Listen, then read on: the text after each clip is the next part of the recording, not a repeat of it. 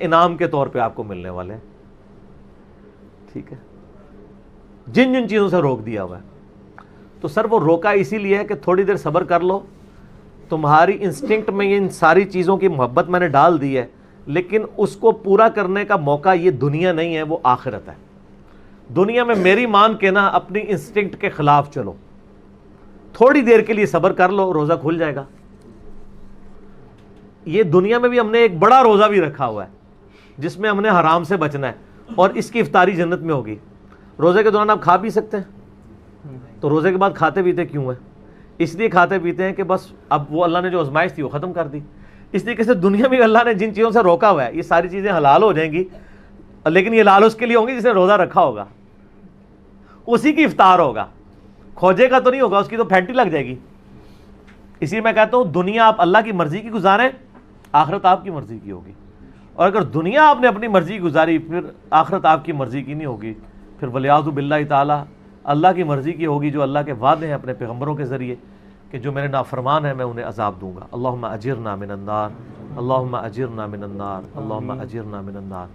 سورہ آل عمران میں بھی ہے نا, زُيِّنَ لِلنَّاسِ حُبُّ الشَّهَوَاتِ مِنَ النِّسَاءِ, اور اس کے بعد کافی چیزیں اللہ نے گنوائی ہیں کہ اللہ تعالیٰ نے مزین کر دیا ہے انسان کے لیے, یعنی دنیا کی جو اٹریکٹفل چیزیں ہیں ان میں سے عورتیں ہیں, مال ہیں, بیٹے ہیں, سونا چاندی کے یعنی ڈھیر ہیں, اور نشان زدہ گھوڑے ہیں, برانڈڈ کاریں ہیں آج کل کے دور میں.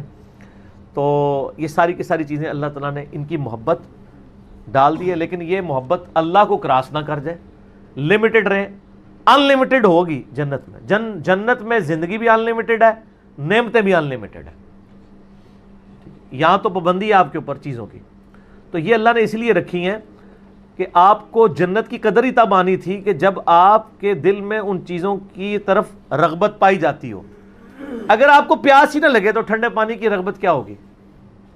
پیاس کے بعد ہی قدر آئے گی نا.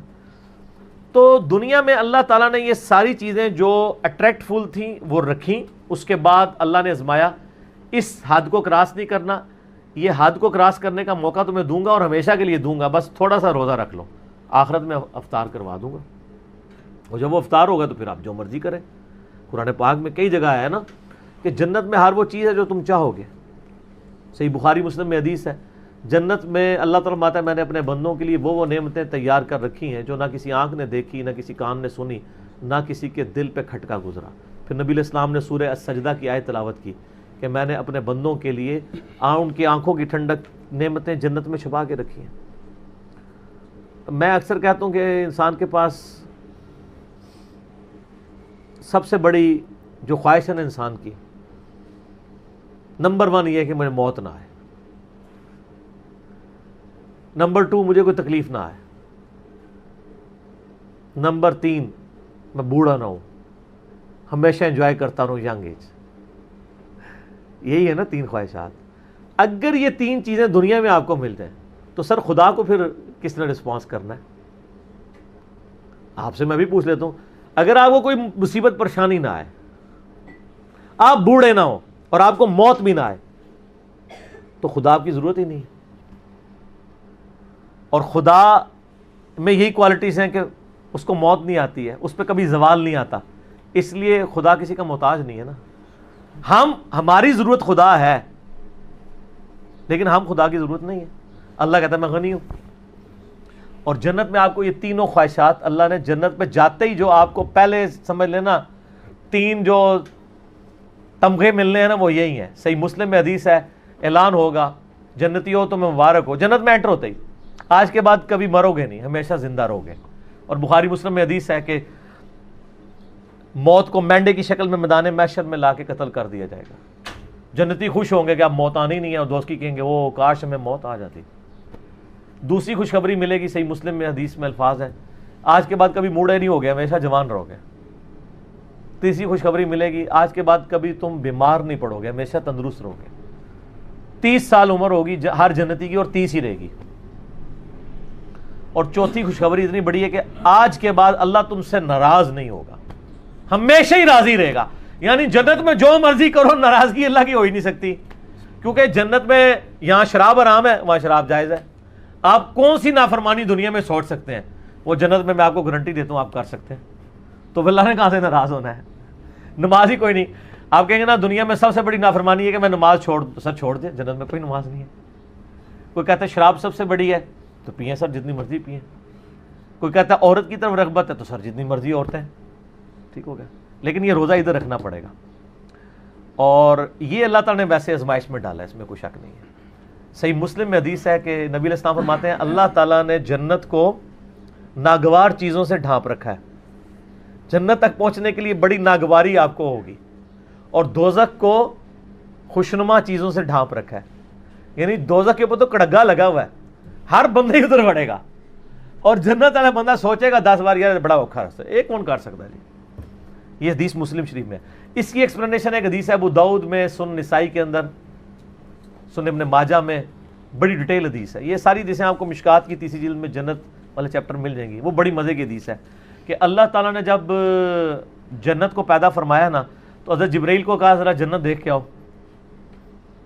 وہ آئے کہتے ہیں یا اللہ کیا بات ہے, مجھے تو نہیں لگتا کوئی بندہ سر دھڑ کی بازی نہ لگا دے جنت میں پہنچنے کے لیے. مجھے لگتا ہے یہ سارے لوگ ہی جنت میں پہنچ جائیں گے کیونکہ جگہ ہی بڑی زبردست ہے. اللہ نے فرمایا اچھا. پھر اللہ نے جنت کو ناگوار چیزوں سے ڈھانپ دیا. دنیا میں نمازوں کی مشقت, بیوی بچے ماں باپ کے ساتھ حسن سلوک کی مشقت, حلال و حرام کے فرق کی مشقت, روزوں کی مشقت, کتنی مشقتیں ہیں, شریعت کی پابندیاں. اللہ نے فرمایا اب جا کے ذرا جبرائیل دیکھو. واپس ہے, انہوں نے کہا اللہ تیری عزت کی قسم مجھے نہیں لگتا کوئی بندہ جنت میں پہنچنے میں کامیاب ہوگا, اتنی ہرڈلز رکھ دی ہیں تو نے. اللہ نے فرمایا اچھا اب دوزخ کو دیکھو. دوزخ کے کہتے ہیں یا اللہ تیری عزت کی قسم کوئی بندہ بھول کے بھی کوشش نہیں کرے گا کوئی ایسا کام کرے کہ ادھر آئے, یہ تو بڑا عذاب ہے. پھر اللہ تعالیٰ نے دوزخ کو ڈھانپ دیا دنیا کی خوشنما چیزوں سے, اٹریکٹفل چیزوں سے, شہوات سے.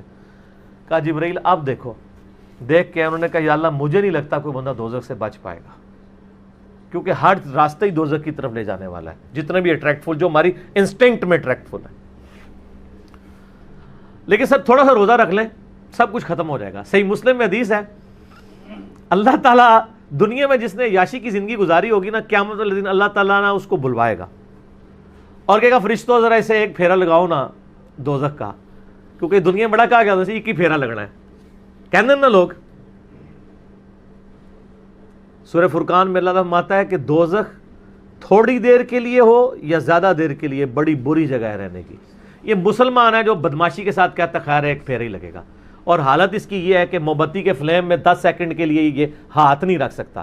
اور بخاری مسلم کی حدیث ہے کہ آخرت کی آگ دنیا کی آگ سے 70 گنا زیادہ تیز ہے, اور جس کی یہ اوقات ہے کہ وہ دنیا کی آگ کے اوپر صرف ہاتھ نہیں فلیم کے اوپر رکھ سکتا, وہ آگ کے اندر جلنے کے لیے تیار ہو جائے. تو یہ کہانیاں صرف اپنے آپ کو کرائی ہوئی ہیں انہوں نے.